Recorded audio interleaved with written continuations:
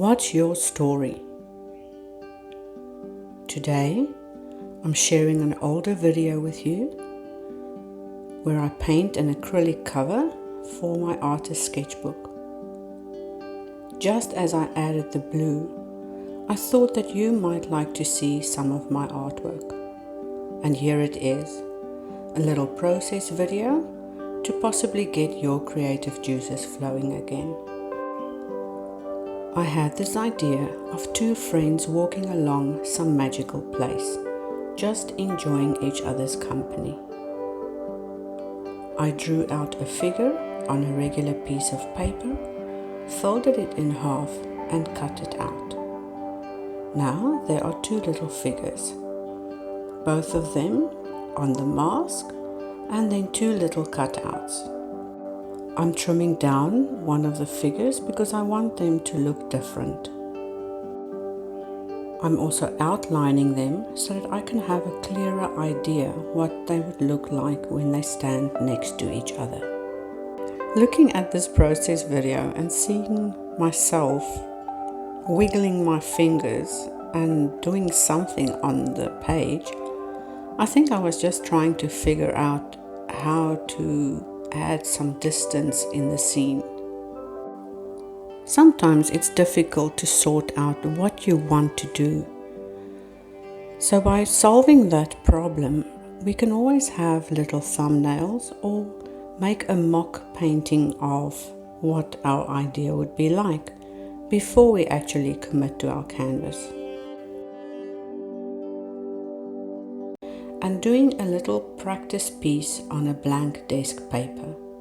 My acrylic paints are mixed on the glass top. This is easy to remove as the acrylic paint just peels off.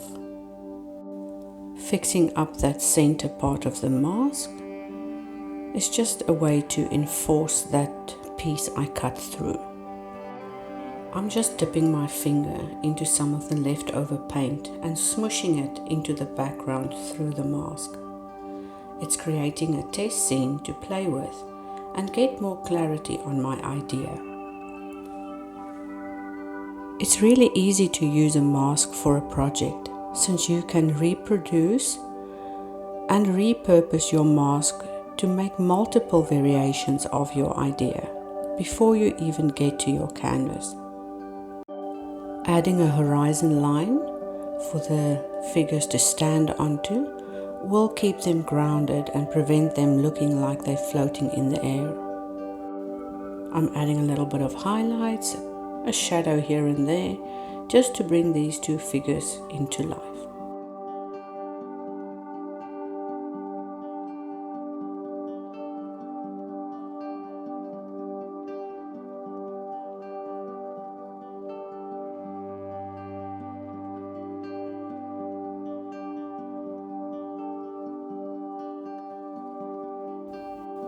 I didn't like what I did with the background here, but I will change it as I move over to the canvas.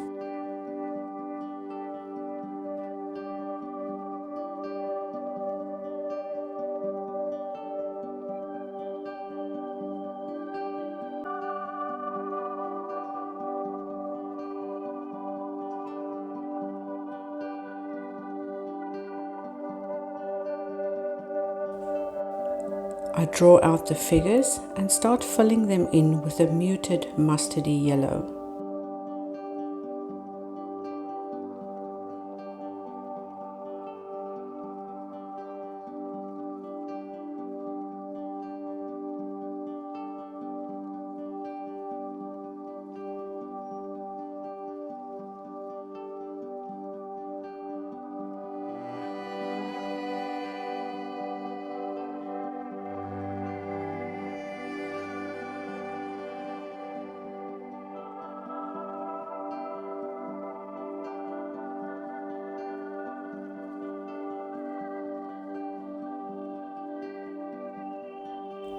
Adding some cadmium red light to give the figures a little bit of character.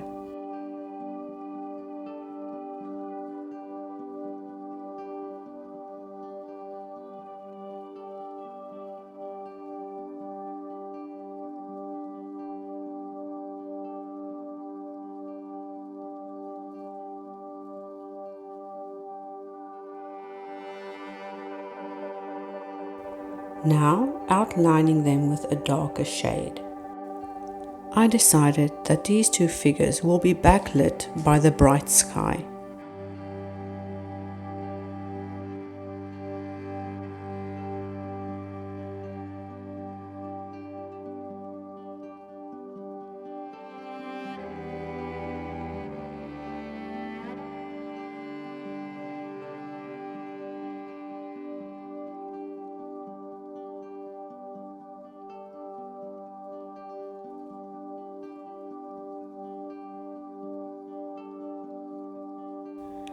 Playing with the yellow, the red and the white, I make a fairly vibrant sky and work it into the horizon line, almost creating some distant bushes and shapes to define the distant background.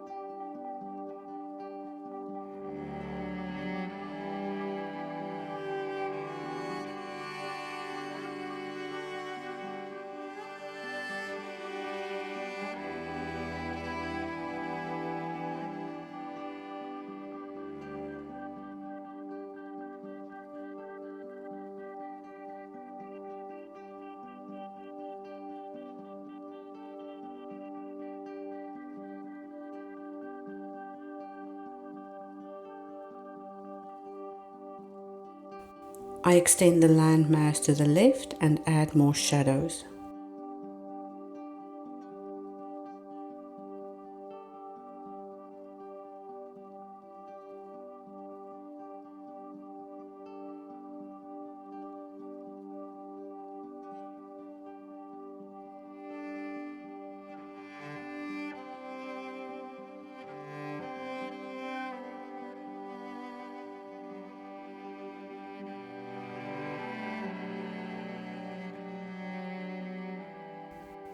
The figures are darkened even more, as I feel that they needed some depth to fit in with the vision I had.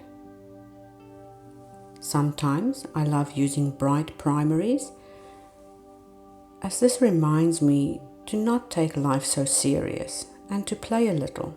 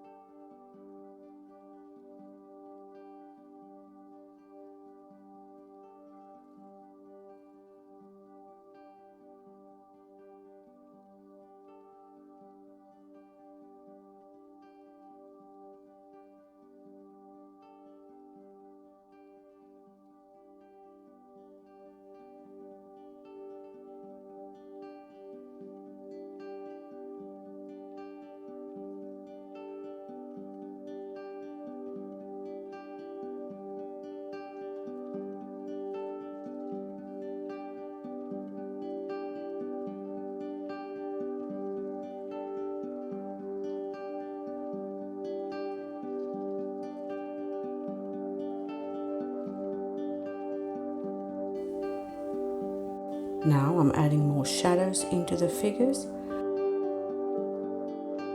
and highlights on the landscape areas. I feel that this piece is coming together nicely.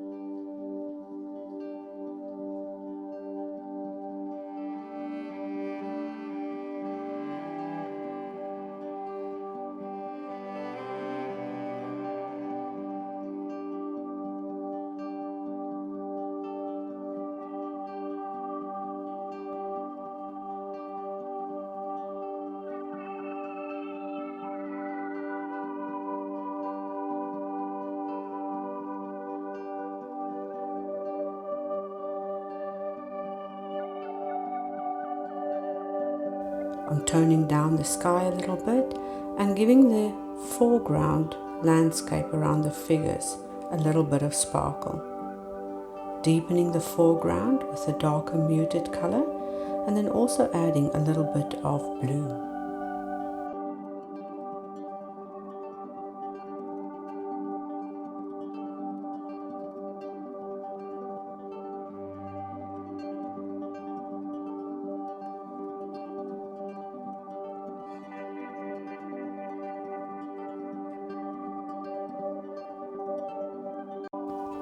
Mixing a neutral with the colors that are left on the palette, I start filling in the space below the figures with some asemic writing.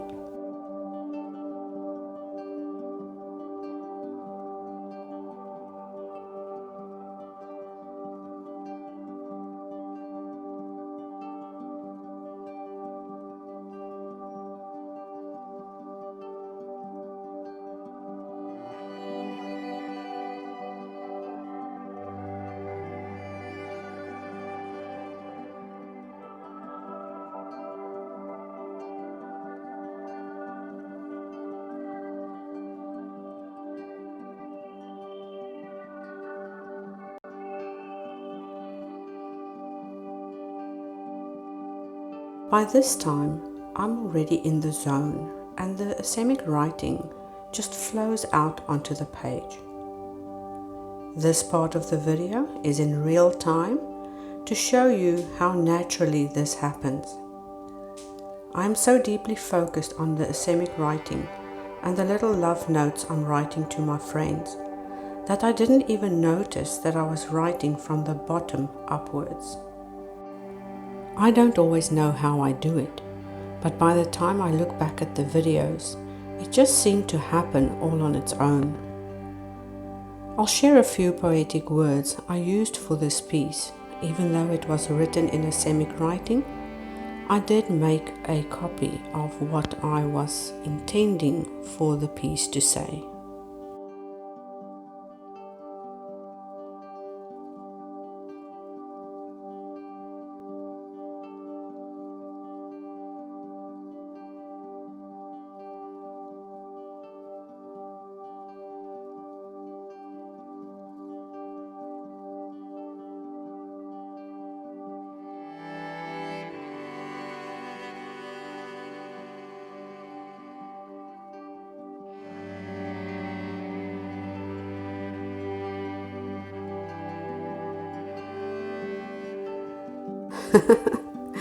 Yes, I'm getting too serious there again. Anyway, thank you for joining me today as I shared this artist sketchbook cover with you.